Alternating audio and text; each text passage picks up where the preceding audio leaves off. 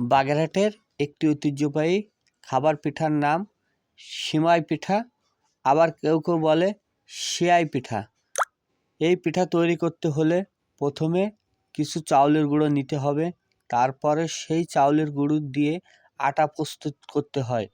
সেই আটা দিয়ে মেশিনের ভিতর অল্প অল্প করে মেশিন ঘুরিয়ে পিঠা তৈরি করতে হয়।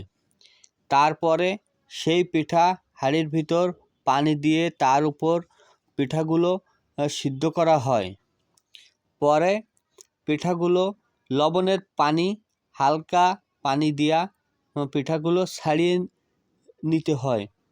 তারপরে এই পিঠাগুলো খাওয়ার জন্য হাঁসের গোশত দিয়ে খেলে অনেক স্বাদ লাগে। তাই আমি, আমার বাবা, আমার আম্মাজান হাঁসের গোশত ম্যানেজ করে সেই হাঁসের গোশত প্রস্তুত করে পরে আমরা